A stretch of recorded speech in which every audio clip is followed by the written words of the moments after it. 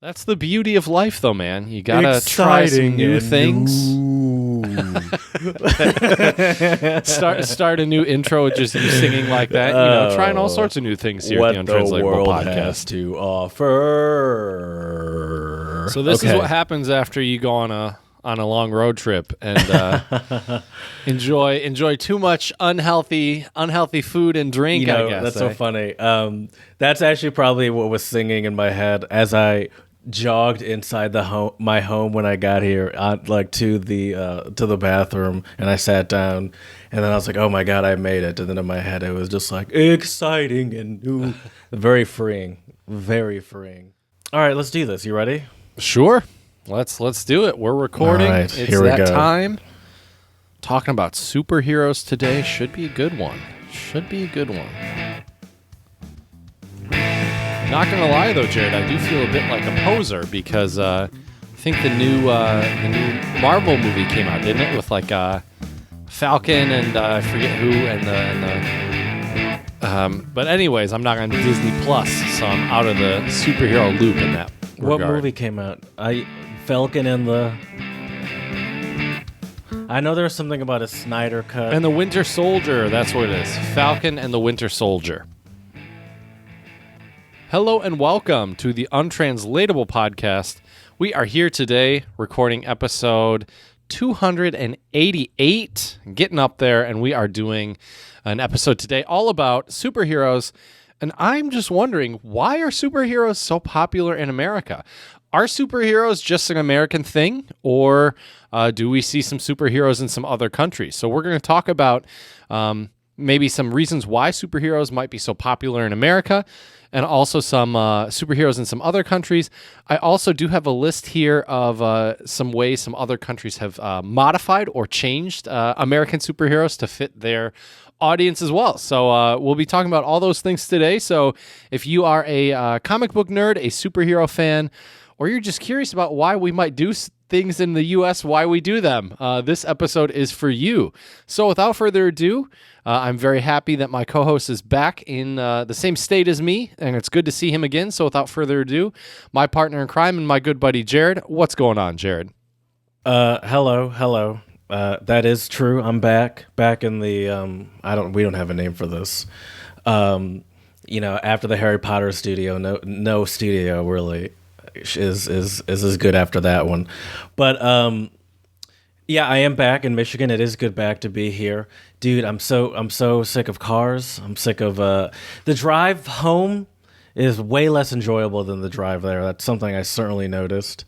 Because it's like there's kind of exciting on the way there. It's like, ooh, I'm going somewhere. But on the way back, it's like, all right, let's just get this over with. Let's just.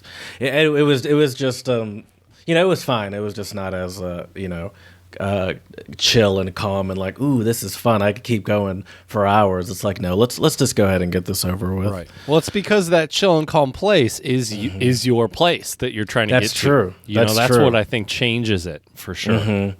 Yeah, I was more excited in the journey. On the way there, I was going off the freeway way more, just looking at random places like, ooh, this is a nice neighborhood. Oh, wow, this is lovely. And on the way back, it's like, all right, let's just, I just want to get into my bed. Right. Let's just beeline it, get where we need to get as quick as possible. Definitely. And I did it. By the way, this is episode, 288 of this podcast. Feel free. Please, пожалуйста, as the Russians would say. I've lost my dongle, so now my drops are extremely limited for a short period of time. So I'll just say them. Пожалуйста, give us some 5-star reviews on iTunes and Stitcher. It's Chad's birthday tomorrow. For a birthday gift for Chad, 5-star reviews. My birthday's actually on Thursday. So for Thursday, give me some 5-star reviews on iTunes and Stitcher. And exactly. Our birthdays always seem to fall somehow on the dates when our podcasts drop. That's so strange. This is how the calendar works. You wouldn't understand. It's a whole long thing. But yeah, and then you can also follow us on Twitter Untranslatable1 and on Instagram Untranslatable Podcast. That's cool too. Didn't So, you? other than your long road trip, how was your time down south? Do you automatically feel cold and chilly now that you're back in Michigan, even though it's not really that cold or chilly? No, I kind of like it. I mean, it is a little damp and gusty out. It's certainly not as beautiful out, but no, like because it's not cold here. So no, it's actually kind of nice to be home. I like it. As I always say, I stand by this. Coming home is the best part of any vacation. Every single vacation I've been on, I would say that feeling when you first get home, whether it's a road trip or by airplane, just stepping into the house and seeing that first of all your house is not burned to the ground, seeing It's always a plus. seeing that it hasn't been broken into and just ravaged is also it's just coming back to a standing house waiting for you. And I diligently, not diligently, but I also when I leave on a trip, I like to make sure my bed is made. I like to make sure like all the Right. dishes are cleaned. I like to make it looks clean. You don't want to walk into a place where stuff needs to be done. So just walking into a clean home is just there's no better feeling. Honestly, you know what? I'd almost argue that I travel more for that feeling than even for the experiences I get. There you go. And here we are doing a travel podcast. But hey, And I do it that's, just that's to so come funny home. though, right? That's so funny though, Jared, because one point I'd also like to add is that it's so good to also just leave your place clean because you never know what's going to happen. And like, for example, when I was in China, thankfully I somewhat cleaned my apartment in Jinan before I went to Beijing. And then I ended up never going back to that apartment because of the pandemic and everything else. So had I've like trashed it and left it a mess, not only, Yeah, that would be embarrassing. is that just bad in general, but it's embarrassing. Exactly. Yeah. So, and thankfully I was smart enough. I knew I was going to be gone at least what I thought would be, a couple of weeks. Yeah. The funny thing is that when I was gone, I made sure to clean out my fridge, dumped any Yeah. perishables I had. And thankfully when they went back, 4 or 5 months later to go into my apartment to collect my belongings, wasn't a disaster. Exactly. There weren't any crazy smells or like rats had eaten all my clothes or Well, see- something because, there was food. That's the thing about coming home from a trip, where it's like, especially when you come home from a trip and you're exhausted, which is most trips, to be honest with you. You come home kind of tired. It's like you don't want to have to come home to work. It's like Right.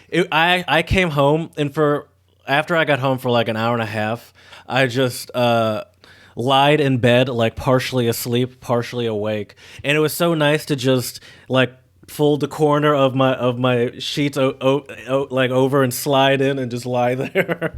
It just perfectly oh my god, it was so nice. It was so nice. I'm There's still also thinking nothing about it. It was better great. than hopping in like a nicely made bed. Yes, yeah. There's just something nice about that, for Yeah, sure. especially when it's your own bed too. Like honestly, an argument could be made that the bed I was in at my parents' house is more comfortable than my bed, but but significantly less satisfying than my less comfortable bed. Oh, for sure. For sure. Well, Jared, I want to talk to you about something that completely flew under the radar, at least flew under my radar. But, I'm somewhat on social media. I have limited my social media use significantly the last couple weeks just because I've realized as, what is her name? Is it Marie Kondo who says this does not spark joy? Isn't that her catchphrase or Yes. something? I've Yes. realized that like social media, it just doesn't add that much to my life anymore, other than I do like the like Facebook Messenger. I still do message some friends of mine around the world and stuff like that, but just endlessly scrolling just doesn't get you anywhere. But anyways, so the reason why I wanted to bring this up though is because I did not even hear about this, and maybe you've heard about this, but Nike, and this came from a student of mine actually. I was lecturing last week, and a student of mine asked me what are my thoughts on Nike and H&M. And at first I'm like, well, I knew there was something more to this than just that question they had asked me. I just knew, I had this feeling that, love okay, them, great clothes. Why do you ask? Right, exactly. And I was like, well, what did something happen with, and I'm very glad I asked this question. I said, did something happen with H&M and with Nike? This is one of the questions your students asked you during your AMA? Yes, during the beginning of class, just to get any questions out that they have. And so she... This is like a press conference now. Basically, yes. And the U.S. delegation, I need to start wearing a suit and a tie with like an American flag, China flag pin Mr. or something. Bowsley, could you give your input on the scandal currently going on with Nike and H&M? Yes, and here's my answer. This was my answer. They said, basically what they said was Nike and H&M have said they are going to boycott the use of cotton coming from Xinjiang, which is the province in China where all the controversies happening with the Uyghur people, which is an ethnic minority group in China, and there's just a lot of scandals and controversy around Xinjiang. I don't really know what is what. I couldn't tell you because, number one, I've never been to Xinjiang. Number two, I don't fully trust everything the Western media puts out. I also don't trust everything the Eastern media puts out. And you get this kind of finger pointing where the U.S. we say what do you trust? Who? That's a good question, Jared. I don't really know. I don't really know who to trust. It's hard to say, to be honest with you. It's really hard to say. But anyway, so this has been the big backlash. Do you trust me? Of course. I do trust you, Jared. You are my light of that's your first mistake. Beacon You're right. and trust. You are foolish in this world. Anyways, Jared. So this was the dilemma, though, is that basically, from my understanding of it, is Nike and H&M, they're boycotting the use of cotton from Xinjiang because of what's happening over there, saying that they're basically creating quote unquote re-education camps or concentration camps, basically. And of course, what the Chinese government has been saying is, did the students say this? What? Did the students say this? The students just said that all the students said to me was Nike and H&M are boycotting cotton coming from Xinjiang. What are your thoughts on that? Is what they asked me. Well, but then you asked them. Okay. Sorry, I just didn't know how in detail. If you're saying this is how in detail they went, or you're just explaining it to me. The students did not go in detail. I'm explaining to you. I gotcha. Right. No, but yeah. So anyway, my student asked me, "What are your thoughts on the boycotting the cotton from Xinjiang?" And I told the students, I said, "Look, first of all, I think both of these companies, at the end of the day, regardless of what they do, they are going to do things motivated by business and by profit. So what this means is by them, quote unquote, taking a stand by boycotting any cotton coming from Xinjiang, what this means is that I think it just positions themselves in a way so they can market themselves as being these, we support human rights companies. You know what I mean? And this is what we did to support human rights. And so that's what I told my students. Right. Yeah. Well, and I think that's why Nike chose Kaepernick as one of their ambassadors. It puts you on one side of the coin. Sure. And we can see how the conservatives reacted to all that. But now you're also seeing, like, a bunch of my students now straight up said they are not going to ever buy Nike or H&M products ever again because they do not want to buy a product that insults their home country. And hey, that's their own opinion. They're allowed to think that. If that's what they want to think, that's what they can think. For some reason, I don't believe that. I don't. It's like I hear them, and I understand the feeling. No, I don't understand. I get what they're saying, but I just wonder how true that is. And I won't be able to follow up, but I'm just curious. Well, I think if you were living in the U.S., that might be a little bit more difficult because a lot of your sports teams might have like a Nike jersey, for example, right? Yeah. H&M's easy for me to give up. I think I've, for the most part, given up H&M anyway. Okay. Granted, I still have a lot of clothes that are from H&M that have lasted me a surprisingly long time. Yeah, I still have a bunch of stuff from H&M that I still wear. But I think in China, it is easier to, quote unquote, boycott these brands because both of these brands are I mean, you have all these other Chinese brands. You don't need Nike and you don't need H&M over there. Like, you're not going to find you don't H&M need it here either. Well, Maybe it's harder to. I mean, it's easy to avoid H&M, but maybe it's harder Right. to avoid Nike. I don't think you could avoid Nike in the U.S. That's become such a huge company in the U.S. For your own personal usage? Yeah, of course you can. What are you talking about? You could easily avoid Nike. You're talking about if you're just buying clothes, if you're looking for exercise, workout clothes, or just sport-based clothes, you could easily avoid Nike. What are you talking about?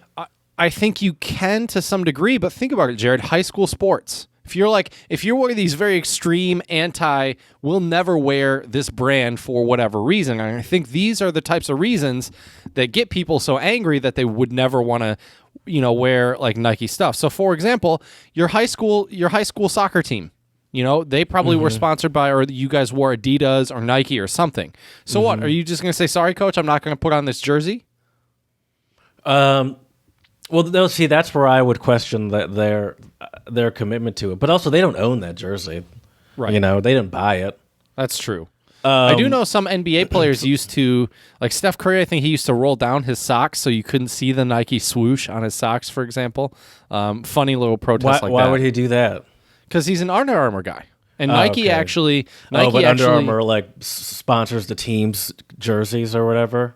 No, Nike does. Nike sponsors all of the NBA that's jerseys. That's what I meant. Okay, yeah. I got you. But anyways, this was when the student asked me this question, though, Jared. I'm not going to lie. I had some red flags kind of flashing or red lights. Going that off seems my like head. it's getting pretty close to your limit of what you are comfortable talking about. Basically, what I told them, which is what I do actually believe, is that I think a lot of this is probably just more of a media ploy or a marketing ploy to drum up more business. And also, this type of publicity, I didn't hear about it in the U.S. Did you hear about it at all? No. But I also have kind of been not on social media as much recently. But no, I haven't heard about that. Right. But yeah, so I just thought that was interesting. But at the same time, it really doesn't surprise me. And the funny thing is, I would argue your average person in China has the same level of national pride and nationalism that a lot of these kind of crazy Republicans that you might see who tout themselves as being patriots, right? I see a lot of similarities just in the way that I think anytime when you cannot handle any type of criticism and you automatically start to attack people, that's when you've just gone off the deep end. There's a lot of great things that I loved about living in China, and so many of the students and teachers I worked with were absolutely amazing. But nowhere in the world is it perfect, and we should be allowed to talk about some of the issues and the problems and the flaws, because how else can things get better? If you just kind of bury your head in the sand like an ostrich, things are just going to fall apart and get worse. But anyways, let me get off my soapbox here, Jared. But no, you're right, because anytime you criticize the U.S., or not anytime, but a lot of times, especially by conservatives, conservatives call that like you hating America. Right. That's what triggers that. Well, you just leave if you don't like it here, Because it's like everything's working. There's no problems. So if you don't like it, you're the problem, and you don't have to be here. Right. And you hear the same sentiment from a lot of Chinese people. I can tell you right now, if I ever wanted to completely fall from graces for my students, all I'd have to say would be something negative about China. Or if I were to talk about some of the more sensitive topics that they tell you not to. For example, and this brings me actually to kind of an interesting little story today, and I'm not sure if you heard about this, Jared, but Taiwan has actually recently been invited and joined the World Health Organization regional meeting, which this whole thing with Taiwan has been kind of a big scandal because, number one... Is this part of another question that they asked you? Yes and no. This related, really is like a press conference. This is related more to the last question my students asked me about avoiding difficult topics. So, for example, if you're in China, they tell you some things to avoid. The 3 T's they call them. I forgot. Tiananmen Square. I forgot that Taiwan Tibet, is a touchy subject. Taiwan over there, yes, yeah, it is. It's a very touchy subject, and so. So it would be the same thing. Like, so this student asking me about what my opinion is about Nike boycotting Cotton, if I would have made it political, which I don't think I did, I talked about it's a business decision. I'm sure there's some politics involved with that, but I think it's more of a business decision than anything, because at the end of the day, Nike and H&M, they're both these huge companies, and they want to make profits and grow their businesses.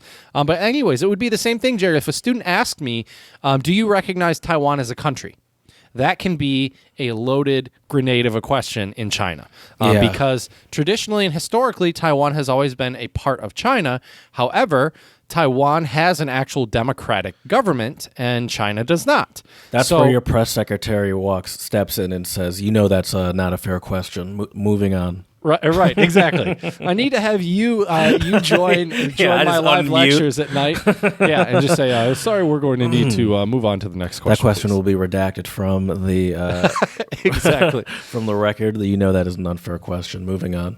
Exactly, but it's just interesting how I saw my students respond to, like, just how quickly it went from, we were talking about, I think I had a student ask me a question about, this is how crazy these Ask Me Anything sessions get, Jared. I had the question before this question. This is what you want? I do. It's kind of fun. It's and every lesson I go into not knowing what the first 5 to 10 minutes will be like, which can be fun. Because when you're teaching online in front of a screen, Jared, and none of your students have their cameras on, and then when you ask them a question, there's always a 20 to 30 second delay on their response. You need to do something for yourself to keep things interesting. So, not to sound like a selfish teacher do you just here, sit in that silence for 20 seconds? Yeah. Okay. I've become accustomed to it now, Jared. The silence doesn't scare me anymore. But you know it's coming. You know something's coming. There's never a point where you're like, are they going to respond? Right. I kind of know now, after doing, this is my coming on fourth week of lectures. I know now kind of how long it takes when it's either just a delay in technology or just thinking about the answer. I think it's all of them. I think it's a delay in tech. It's a delay in thinking about their answer. I do give them time to think about their answers, though, too. It's not like I just call randomly. I give them a minute or two to think about their answer. Anyways, so the question before this deep and potentially very dangerous question, I had a student ask me, "What's your favorite chocolate? Do you prefer Hershey's or do you like something else?" So that's how broad these Ask Me Anything sessions can be. Do they have Hershey's over there? Like what sort of chocolate bar do they have over there? I don't. I think they have. Peanut M&Ms? No, I think they have Mars. Isn't Mars? Mars would be like Snickers and M&M, or is M&M Hershey's? I think M&M is Mars. I think so. Okay. So because they did have Snickers, right. They had and Kit those Kats. Mars bars. Remember those? Mm-hmm. Yep. Yeah. But anyways, it was just so funny, though, how quickly the mood of the lesson changed, though, from asking me about chocolate I like to going from that to what are your thoughts on basically companies who are hostile towards China? And then I had so many students just comment. You gotta have a lot of range. Right, I guess. But, it was just so funny to see the students, comment on, I won't support any countries that say anything negative about China. I mean, there was that big NBA scandal. I will say I do find it kind of interesting to see young kids, early 20s, I imagine.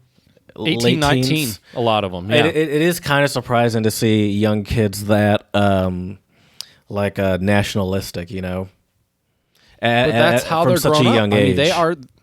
Right. Well, they are taught and indoctrinated just as I think a lot of Americans are. Sure. I guess there's probably a lot of there's probably a lot of Americans like that through most of the areas I drove through on my way to and from Louisiana. That's true. At young that's ages probably true. are indoctrinated just like that, So that's true. Right. That's exactly. a great point.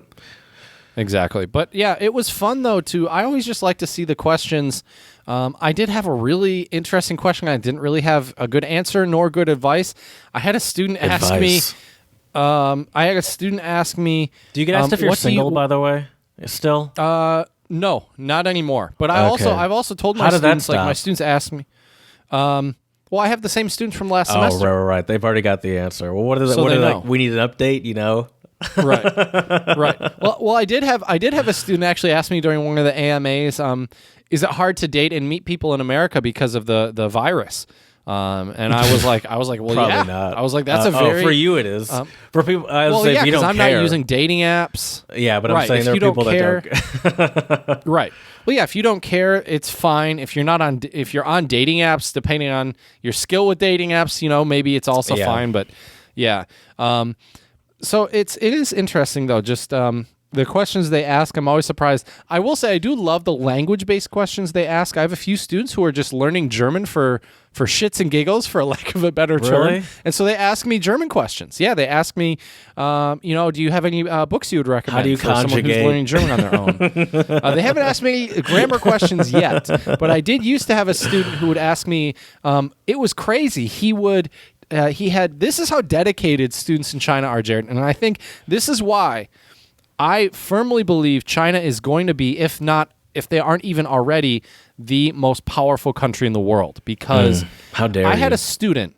Why don't you go live I there, know, though? right? And, Move out, go there. right, exactly. would add probably more interesting content for our podcast, that's for sure. I remember we always had interesting Yeah, stuff because to you'd talk actually about be when I able was to in China. G stuff there. Right. But anyways, so the funny thing though is that I had one student, just to show you how dedicated some of these students are, and this isn't every student, but he had 3 copies of this book he was reading. He read it first in German, then he read it in Mandarin, the translation, and then he read it a third time in English, and then he compared them and used the Chinese and English translations to kind of fill in the gaps with the German. And then he came to me with the stack of 3 books with all these sticky notes and a bunch of notes written in the margins in Chinese, and he had stuff circled and underlined and question marks. And so he came in, and we spent like half an hour, just him and I, So he talking could about have this made book. like the best written version. Like if you combine sort of the greatest aspects of those 3. Wait. And this was just for fun, just in his spare time. He was just oh my gosh. yes and no. He really wants to study abroad in Germany. So he wants but his. still, I wanted to study abroad in Germany, and I granted, I guess, and I was just like, well, I know the language. That's good enough to get me to go abroad. I don't need to do a personal deep dive comparisons of various language editions of Right. a novel. Well, the funny thing was too is he was asking me these really complex grammar questions, and I'll be honest with you, a lot of them were kind of above even my German education level. Like we were looking at some of the different verbs, and he was like, well, and a lot of it I think had to do more so to like very subtle, nuanced, stylistic reasons, really, which is beyond. I am not a German literary expert. Right. By any means. You have to know about like the time period and what Yep. and how they were talking back then. Because there's even books in English from America where you're like, I don't know what this mean. Like I don't really know what they're getting at here, because it's from the 1930s and they're from the South or something. I don't know, where it's Right. like, I know these words, but I don't really fully understand what you're saying here. Yeah, that makes sense.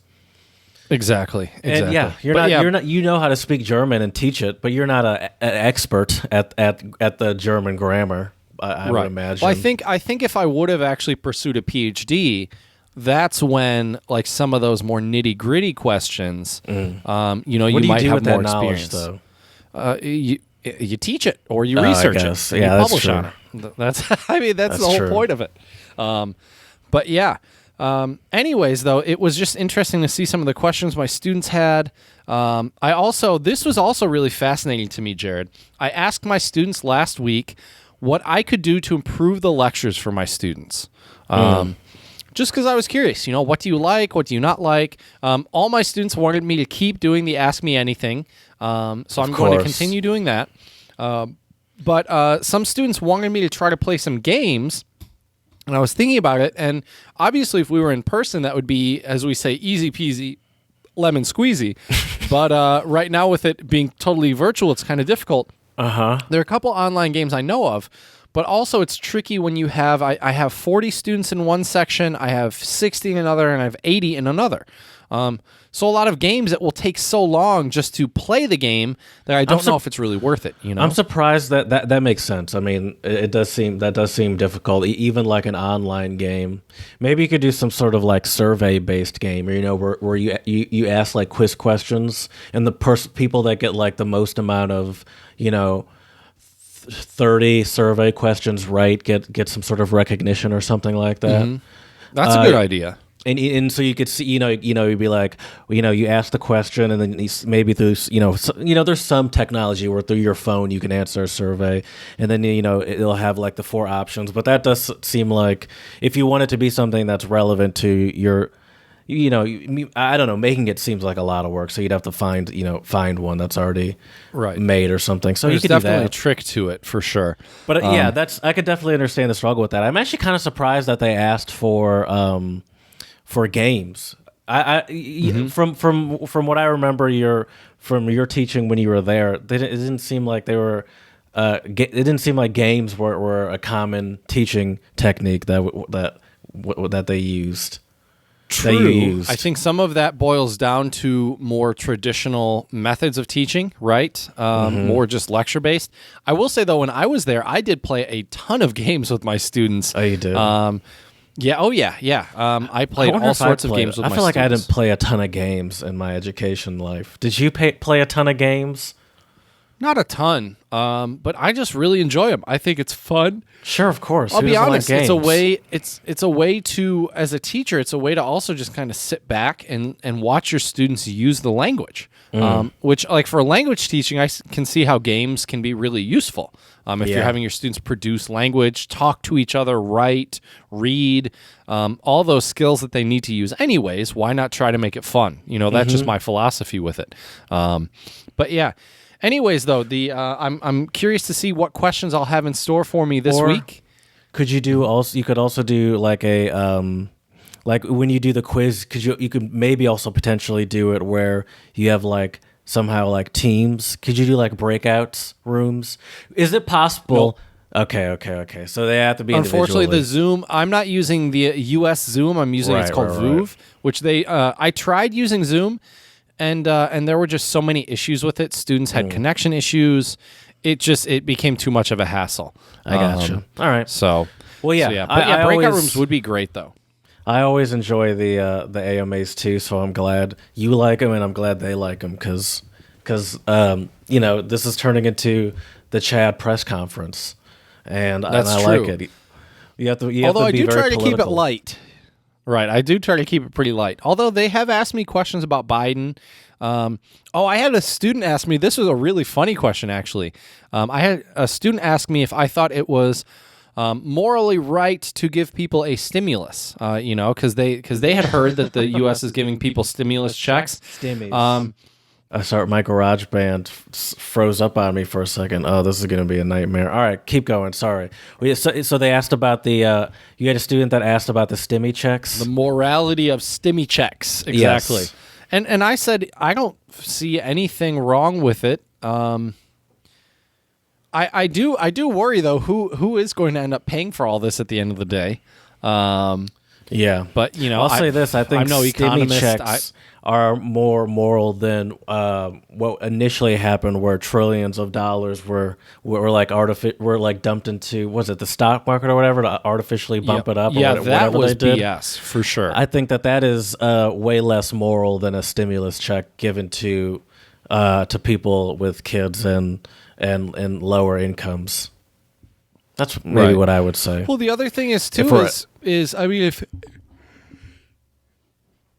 Sorry, I had to get that big yawn out. Sorry. If the other thing with the stimulus too is like, why wouldn't you want to try to support your people? Mm-hmm. Why not? Like a lot of people are struggling financially right now. You and I are very fortunate that we've, had jobs. I didn't have a job the entire pandemic, but I got one a few months in. We're very fortunate. And not everyone is as fortunate as we are, and I think it's important to try to bridge that gap when you can. And but I just thought it was interesting, and I was curious what the students were hearing about that too. And I'm not really sure. I didn't ask them to go too deep in that, but yeah. Okay. So, anyways, stay tuned though for future episodes because I'm sure we'll have some other fun questions the students are asking me as time goes on. Let's get into some untranslatables. Let's do it. I'm sure you might have a shout out, but let's get into some untranslatables. We'll save the shout out. So hold on, let me get us on. started. I'm a pro. Oh, that's right. Oh shoot! There we go. There we go. It is that time, which means it's time for some untranslatables, which are idioms, proverbs, sayings, axioms that don't always translate on a one-to-one basis into English. I will get us started, Jared. I have a couple Swahili sayings, and this I'm going to need your untranslatable expertise because You're saying because I'm black and African rooted that the Swahili one I could help you just translate it. Yes, That's not 100%. That's not Yes. how it No. works. Yes. Let's just make my racist show proud, Jared. My racism. No. What? No. The reason why I'm asking you for your untranslatable expertise is they only give the. Well, I'm not sure here if basically they're not giving a good definition or meaning. I see what you're saying. So we kind need of to have to figure this decipher out a little bit ourselves. Exactly. I gotcha. That's more so what I meant. But hey, it's also of course, Jared, because because you're black. Anyways, let's get into it. So the first one I got for you is Heri kufa mako kuliko kufa moyo. It is better to lose your eyes than to lose your heart. And like I said, that is literally all the information I have for you, Jared. I don't have anything else. So we have to decipher these together. I thought this would be kind of fun to figure out. Where well, I mean, it has something to do with like the importance of like staying true. I think it has something to do with like staying honest. So it's like you can lose your eyes and still like survive. But you can't lose your heart, and essentially you can't lose your heart and still survive. But I don't think they literally mean like die. Right. I think it means like it's like you can like it's just staying honest. So Okay. like not cheating I have people another over, theory. not screwing people I have another over. theory. What if this one is actually more like kind of like don't judge a book by its cover? Like it's better to look at someone's heart than the outward appearance. You know, I don't know. Could you give me the literal again? Yes. It is better to lose your eyes than to lose your heart. So maybe it's like the superficial things you see in life. It's okay to lose those. It doesn't really matter. But your heart, that's really what matters. Right. But yeah, I don't know. Right. As I said, I just thought it was interesting because these were, I have a bunch of Swahili phrases and it was literally just the Swahili and then the translation, I guess, but then there was no other info, so I thought it would be a fun little challenge for us today. Yeah, I like those. We could do those from time to time. I should actually do those more because sometimes there are places where I see untranslatables that I like, but they don't give a good translation. But yeah, we could try to figure them out. Why not? My first untranslatable is Afrikaans, and it's zo'n bek moet yam. Is it J's? Would be a Y sound over there. I imagine. I think so. Yam kri. A mouth like that should get jam. Is this a pickup line? Could be, but not necessarily. Hey, girl. Not necessarily. Mouth like that should get some jam. I did sound like it could be one. That's why I did that wink thing there. But is it like when someone's a smooth talker? Or you like give people a lot of compliments? No. But if you were giving me a lot of compliments, maybe I would say a mouth like that should get jam. Like I say that to you. So it's like a response, like slow down with all the compliments. No. Actually, kind of no. Okay. Well, how about if you're saying these compliments to me, and someone else is saying to you. This I don't know why I'm making this so it doesn't matter. And someone else is saying to you, a mouth like that should get jam. Well, how do they feel? The person saying that to you. They're like, why am I not getting any compliments? Oh, that makes sense. It's weird it's interesting how your brain thinks. Wow. No, it's used as a form of agreeance. Oh, I agree with you. I like that. Okay. Like okay. the person's that's saying that is saying something right, and they deserve a reward for that. I think it's just implying agreeance, That makes sense. Okay. I not like a that. jealousy. Very interesting, Chad. Very interesting. Are you doing your psychoanalysis on me now? I knew it. Let me write that down. Dr. Jared's gonna have to join him on his sofa next week, laying down while he psychoanalyzes me some more. Well, we brought that up last episode. It made me think. No, all right, keep going. Exactly. All right. So once again, Jared, this one actually is. I think this is another type of language. Kiswahili. Is that? Have you heard of that before? It's K-I. I don't know if that's actually different than Swahili in general is super generic. Is it? Okay, then maybe this is just Swahili. This is because a proverb Swahili is spoken in a like a large area of Africa, and then a lot of those places also do have like local languages that they speak, and Swahili is like the sort of the universal language. So I think saying Swahili is kind of like saying Arabic. That makes sense. A little too generic. It's kind of generic. Right. That makes sense. So once again, though, I'm going to give you this one, and once again, I don't have a meaning here, so we have to try to figure it out. Okay. Haraka haina baraka. That sounds pretty cool. Haraka haina baraka, which means hurry has no blessings. Oh, it's just like take your time with things if you want to do it right. That's kind of where I was thinking. Like there's just no good in rushing something or hurrying. Yeah. Mm-hmm. Exactly. Yeah. Exactly. All right. I have one more untranslatable for you, and it's Flemish. It's actually interesting. I didn't even think about this till after I got all my untranslatables. Afrikaans and Flemish are pretty similar. Mm-hmm. They're kind of, they both have the same base, essentially. But this is Flemish, which is spoken in Belgium. And it's wie boter. Oh, geez. Wie boter op zien hoeft, heeft, moet. Oh, moet also is in there as well. Uit de zon blijven. Okay. Which means? He who has butter on this head should stay out of the sun. I wonder what that it's word like in common that it has. It's kind of like the stay out of the kitchen if you can't handle the heat.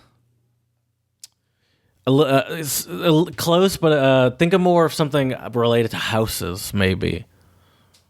What was he the who has literal? butter on this head should stay out of the sun. Think about houses. How does this relate to houses? An untranslatable related to houses. Maybe houses. English untranslatable related to houses. Yeah, you mean. Yeah. Okay. Maybe houses made out of a gingerbread house. And no, a different unideal house material though. Straw house. Different. See through. Oh, a glass house. And what should you not do? Don't throw rocks at a glass house. Yeah. There you go. What does that even mean, though, Jared? Don't like I've heard it, but it means don't criticize others if you have if you're not without fault, or it's like don't poke the bear. Maybe it's like you're just tempting, you're just tempting bad stuff upon yourself by even going there, girlfriend. Don't go there, girlfriend. That's fair. That's fair. All right. Let me give you one last one today, Jared, and I'm going to give you a German one. Just because I thought this would be kind of fun. Sie kochen auch nur mit Wasser. She cooks only with water, or you cook only with water cook, if you do. Or you, yeah. Yeah. Yeah, they cook or you cook only with water. Or maybe a better way would be they also only cook. Yeah, they also only cook with water. I mean, I guess sie could not be she because it would be sie kocht. Correct. But it could be you or they. You or they, exactly. So what do you think? What do you think this means? You also cook with water, or they also cook with water. Mm-hmm. It's like they're basic. That's what I think it means. They have no. Okay. They're boring. They have no taste. They're just whatever. Not quite. Okay. This one is more related to, I would say, humility in a way. Oh, geez, I have no idea. Like for example, let's say you've been house hunting for a while. you finally get your McMansion that's $500,000, and then maybe we meet a friend of ours from college, and they're like, man, I can't believe Jared bought this McMansion and spent $500,000 on it. Hey, stay out of my business. He's then. he's such a baller, and I would say no, Jared. He cooks. He also only cooks with water. Oh, it's like he's frugal, or is humble. Would you call frugal somebody who spent $500,000 on a house? Yeah, but someone that cooks with water, humble. So I don't know. He also cooks with water. It basically means that you're only human. Like anybody can cook with water. You're only human. Sure. So this is like used if you're comparing, comparing Jared's everybody cooks with water, Right. essentially. Right. And We're it's all like, just human. okay. All right. Sure. Which leads us to, I think, our topic today. That does which perfectly. Leads us in smoothly and because perfectly. we are going to be talking about mutants and things that are not considered human. Which are actually superheroes. say, I would actually say here what I would say would lead us into our topic because everybody likes superheroes and everybody That is true. is obsessed with it. That is true. And it is that's sort of an equalizer among people. But see, that leads me to my first question. Like, is superhero or superhero culture, is it an innate American thing? And I think you can find, and when I was researching for this episode, you can find superheroes in other countries.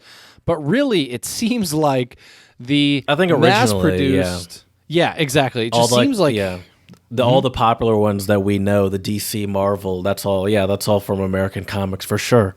Well, and the fact that when I was living in the Czech Republic, Jared, I had so many students ask me which camp I was a part of. Was I a DC fan or a Marvel fan? And spoiler alert for all of our listeners out there, definitely a Marvel fan. How much? What's your extent of comic book experience, or excuse me, superhero experience? Really, well, if we were to talk about comic books, I didn't even mean to say comic books. Right, not very much experience with comic books, and the superhero experience I had was just watching the cartoons as a kid. So I will say this. Did you watch Justice League? That was a great show. I did. Yeah, I did. As a kid, I was a huge Batman fan. Loved Batman. I was Batman for quite a few Halloweens. Oh, the Cartoon Network one? Yep. Yeah. Yep. Mm-hmm. I watched that show sometimes, but I didn't watch it all the time. But I certainly remember it. Okay, did you like the Dark Knight Batmans? I did, yeah, with Christian Bale. Those were great. Now, that's DC, right? But that's kind of its own thing. Batman is DC, but yeah, the Dark Knight is its own spin-off. In modern times, even though it's originally DC, it's sort of... It's not really fair to call it a DC movie, is it? Can you call that a DC movie? No. I mean, I don't even think DC shows up on the credits.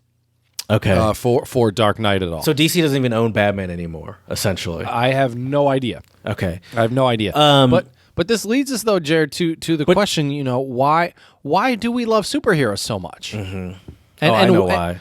And why is it such an yes, a lot of these superheroes now, especially like Marvel movies, they've been broadcasted all over the world.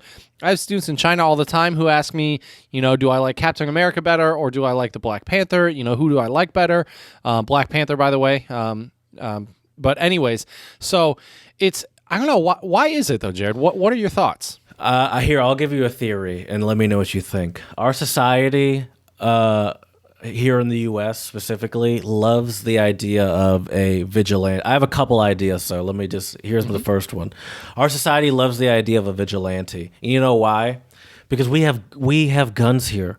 And I think every dumbass in America with a gun, I think to some extent sort of fantasizes about the idea of protecting their property or protecting themselves in some sort of or John Wick big hero. John Wick scenario where people bust into their house and rob them and they're just like, oh, bring it, and get their whatever sort of gun they have and just like handle it. You weren't ready for me.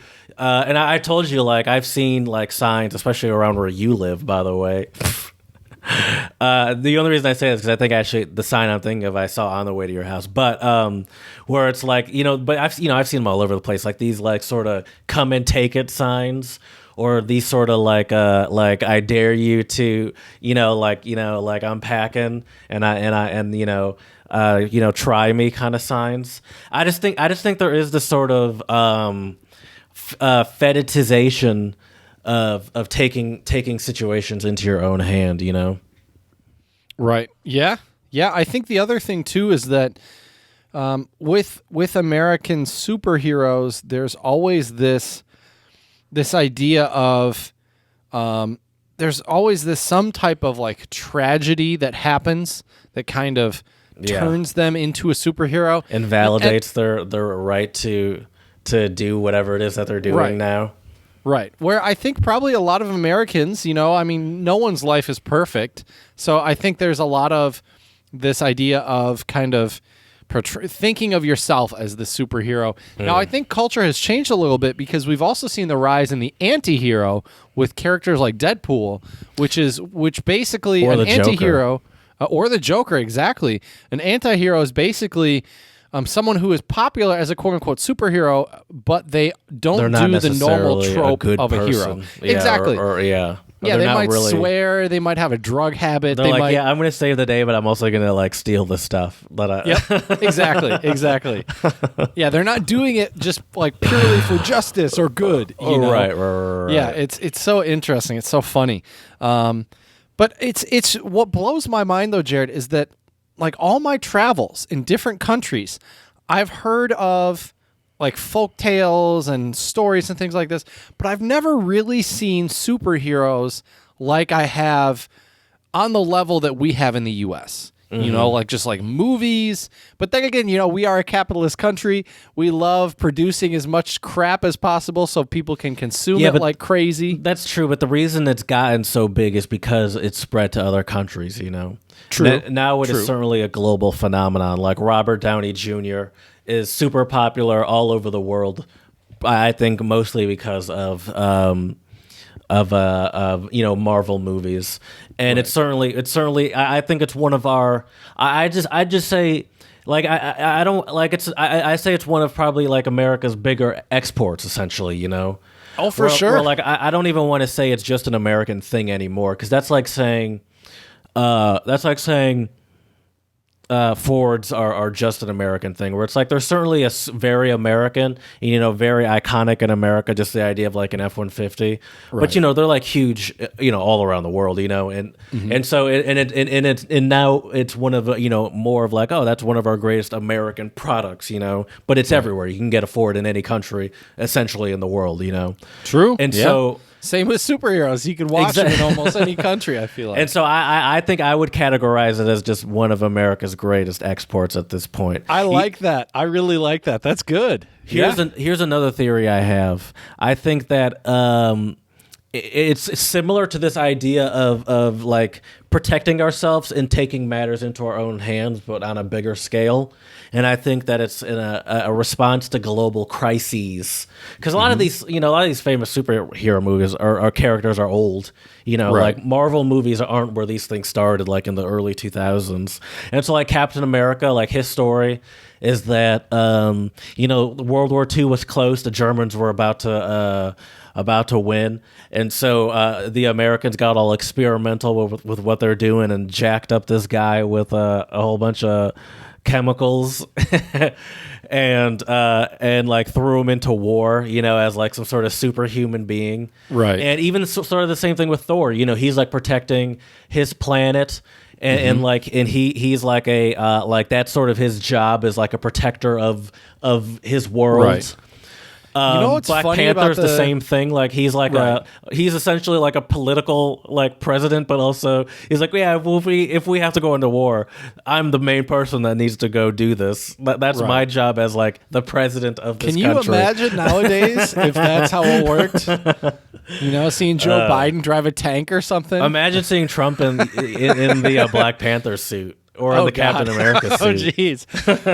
Oh, man. But yeah, another thing, though, that you mentioned that I think is interesting is, especially if we look at Captain America, right? The fact that he was this governmental. A lot of these are like these crazy government experiments that kind of go wrong. Yes. Right? Like, it's so funny how that works.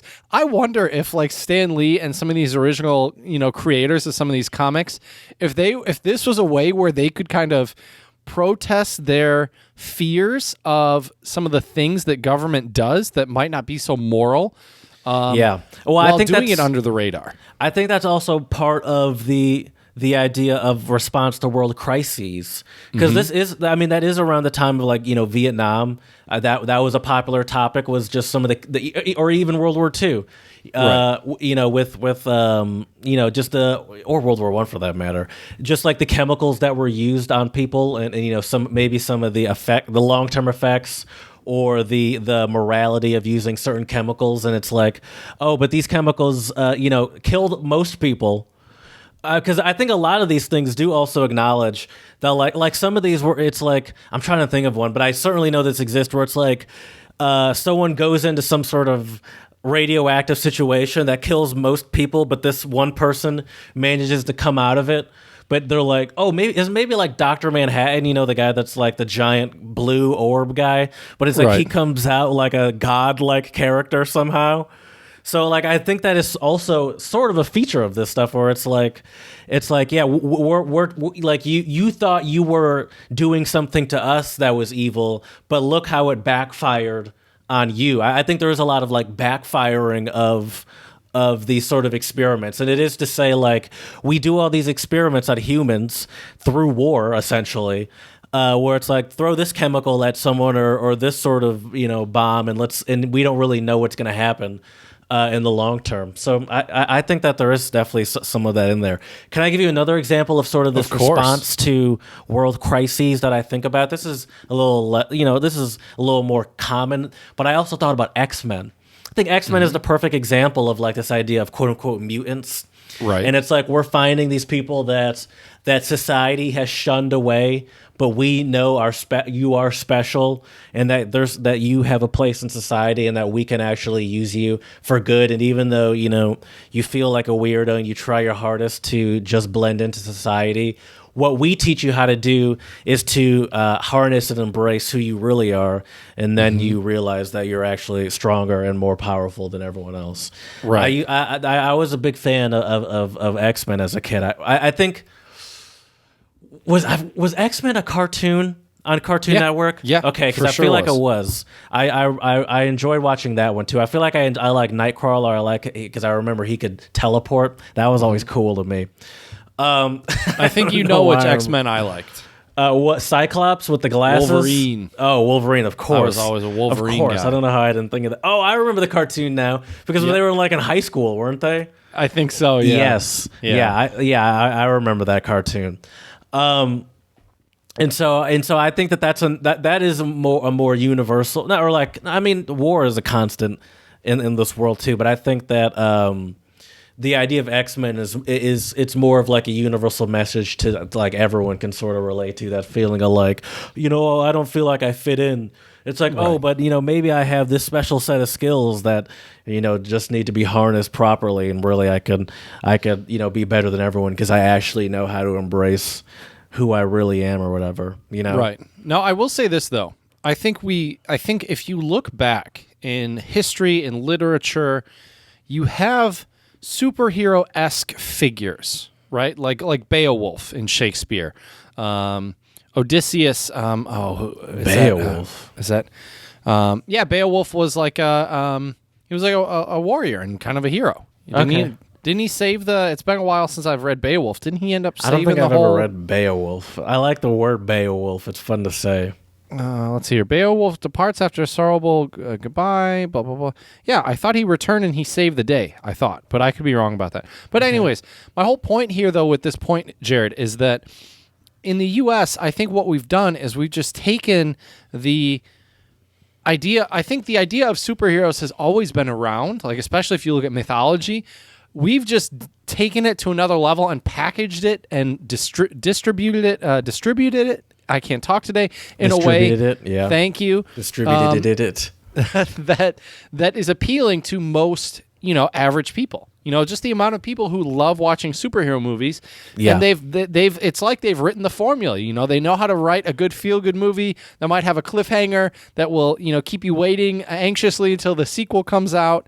They've really perfected that, I think. It's so interesting. Here's one thing. I do find it interesting that people are so obsessed with superheroes and the idea of superheroes, because I always think to myself, like, if superheroes were real, like, we would hate them. Like, there's just like cities, wanton disregard for cities and people's homes, just for this, like, this. It's just for like, how is it that these 10 people are deciding for us what's right for the world? Maybe Thanos makes some good point. Why is it that that you've decided that you guys are right? I don't know. It's just I don't understand. Or even Batman. It's like, this guy is just like I don't understand his benefit, like his addition to fighting crime. It's because it's not like the normal people know anything about what happens besides for, like, the destruction that's left behind on the freeways. Right. I do agree with and you. So there. someone walking out to go to their car in the morning, it's like, why is my car on fire? Well, it's like that meme. There was a meme that came out a little while ago, and it was somebody, and they had this, like, sad look on their face, like when you see Superman using your car as a baseball bat and you're still making payments on it, or something like that. Yeah, it's like, okay, my car's worth $8,000 and I owe the bank $11,000.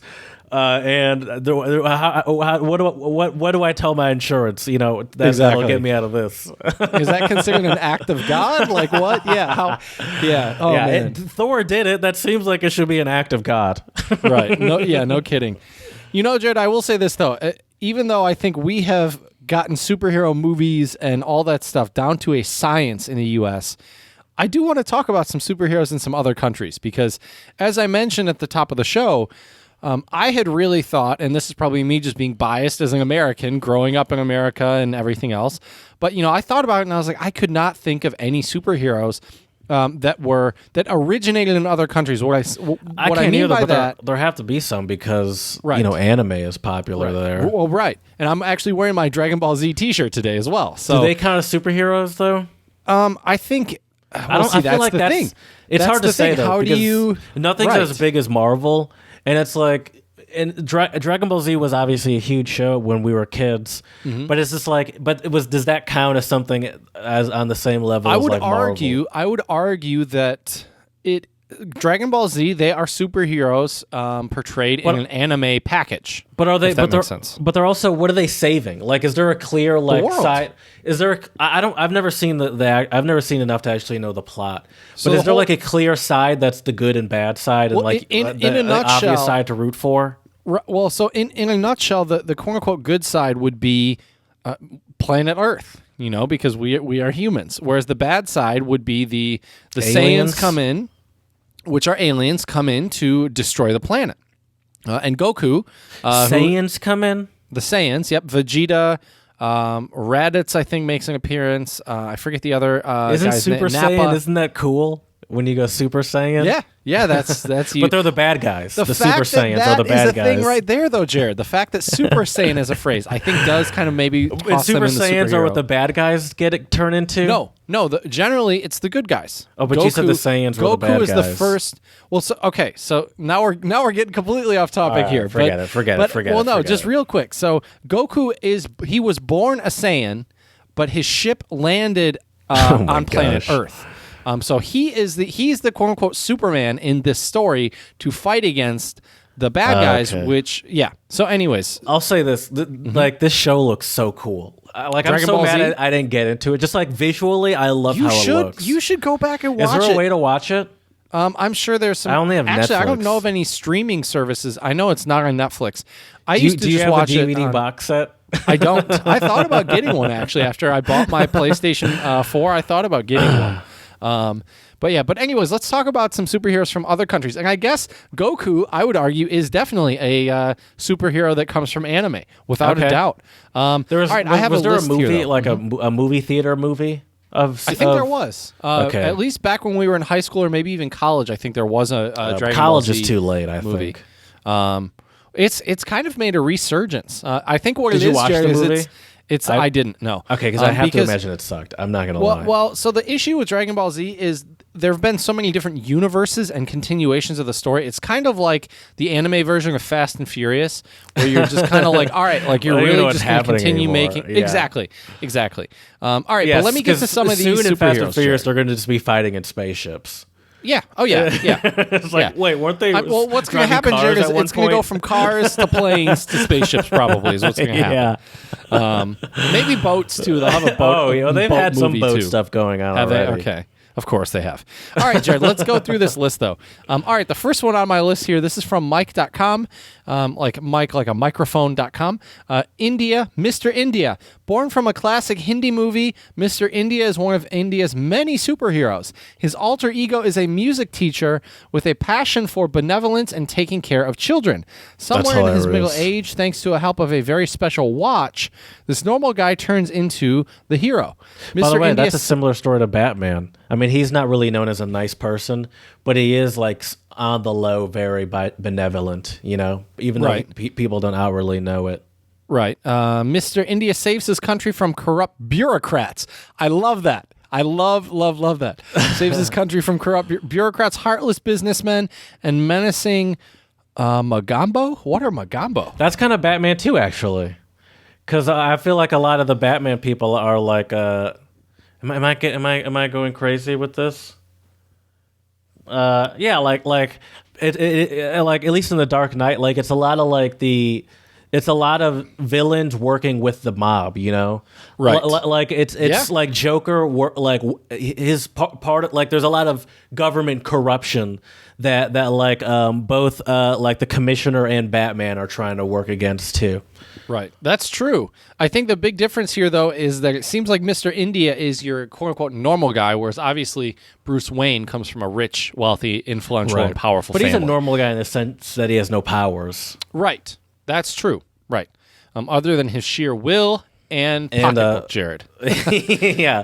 But the power to make money, that's actually one of the greatest superpowers of all time. More like the power to inherit money. That's true. All right, number 2, Japan, Ultraman. Ultraman is one of Japan's most enduring icons. Feel free to Google these, Jared, so you can see what they look like. And is the love child of the 60s space race and kaiju films like Godzilla.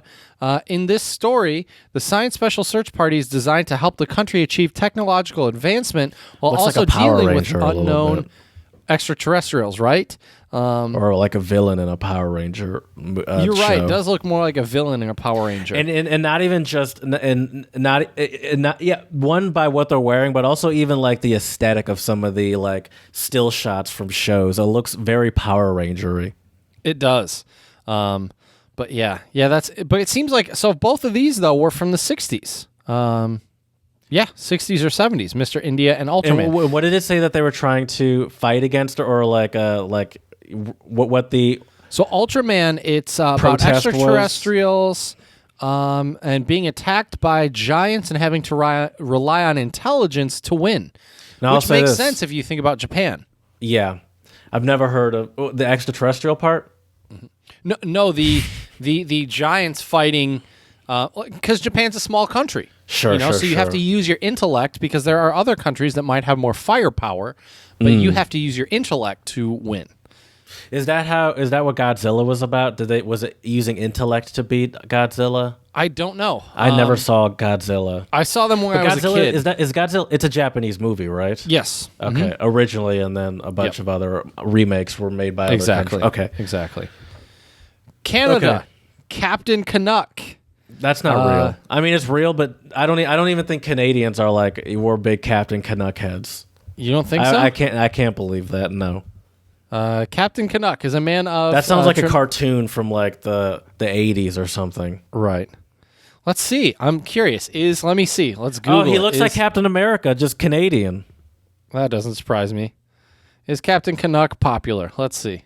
That's a great question to ask. Is Captain Canuck popular? It is like a cartoon. So I can imagine... a comic, I should say. Sorry. So I can imagine it being... And it looks like it would be a good comic and a good cartoon. It was a cartoon, though. Here, watch. I'll play some of this. Oh, Jesus. Here we go. It's my turn. Can you pause it for a second? I just love this. Right here, I'm reading this, Jared. He is a secret agent with superhuman powers who lives in the futuristic year of 1993. You know, obviously this was written far before 1993. Sure. But it's so funny just going back and reading that. You Can know, I just 2 years play a little after bit of this? Yeah, go for it. Canuck. Little busy, Red. They hit me with some kind of flash grenade. Must have been an EMP. All of your armor systems are down. Really? You don't say. Oh, he's got like a Iron Man, like he has like a shield, and he has like a computer where you can like see readouts, like a heads-up display thing. Listen, Right. This looks like a great show. I'm not gonna lie. If I was Canadian and born and alive at the time, I'd almost definitely be watching that show. Oh, for sure. This is an interesting one. Speaking of Canadian superheroes, Jared, I pulled up a list of some of the most popular and most Canadian superheroes ever. Number 2, North Star. Captain Canuck was number 1, actually, Jared. Okay. So he did take the cake. Number 2 is North Star. Leave it to Canada to have their first openly gay Marvel character, North Star. Marvel character? Yep. Mm-hmm, yep. Whose So alter it's ego- American. I guess it's yeah, but But it's a Canadian character, yes, whose alter ego is French Canadian Jean-Paul Barbier. Was created. Yeah, interesting. He's a skier. Couldn't get more Canadian than that. What? All right. There's a Canadian superhero called Sasquatch. So my dear Lord, these are hold on. hilarious. This whole episode was about why superheroes are so popular, and now you're just going off on a whole bunch of obscure superheroes that no one's ever heard of unless you're from Canada. Well, just because I think it's interesting, I think American superheroes. I think superheroes are a very American thing, but it's interesting to see the way other countries do superheroes. I guess Sure. was my purpose for this. Sure. This is an interesting one as well, Jared. South Korea. In South Korea, they have a superhero called City Hunter. As Lee Min Ho is the character. So when this Wonderkin abandoned, okay. Oh no! So this was based on a Japanese manga. City Hunter is a vigilante who tries to avenge the death of his father. There's always a death of somebody's parents. course. I feel like in these superhero stories. Interesting. In Pakistan, Jared, they have the Burqa Avenger. A girl school teacher by day. I love this idea here. A girl superhero, a girl school teacher by day, and a superhero by night. The Burqa Avenger is Pakistan's first animated female superhero, versed in the fictional art of Takht Kabaddi, which essentially uses books as pens. Oh, interesting. So she's using books and pens as deadly weapons. So she's using her school teacher identity by day to basically, she's using books and pencils and pens and pencils as weapons, which is pretty interesting. Yeah, that looks pretty cool. Yeah, and they say this character is kind of like if you combine Mulan and Frozen, which is interesting. Interesting. Yeah, I just find it so fascinating, how different countries portray superheroes, what types of things they do portray, right? Like with the case of Captain America, we have this idea of, fighting the Nazis, and then, because of that, these crazy things happen. It's just it's so funny. It's so fascinating, just superhero culture. We have these entire worlds and universes that people love so much. Don't be afraid to end the episode, Chad. Okay. That would be my advice to you. Alrighty. Well, thank you for the advice. I don't think there are any other superhero points that we have then at that point. So let's go ahead and end today's episode, and let us know what superheroes you like or any other theories you have related to superheroes. Is it an American thing? Are we just being biased Americans? Call us out on it. We're fine with that. Let us know at untranslatablepodcast@gmail.com. You can slide into those DMs on Twitter, untranslatable1, the number 1. Also, check us out on Instagram, Untranslatable Podcast. And please, 5-star reviews on iTunes and Stitcher. Let us know how we can make this podcast better for you. So, as we say here at the Untranslatable Podcast, Děkujeme, muchas gracias. I couldn't get my roll right there. Muchas gracias, shisha, and do svidanya.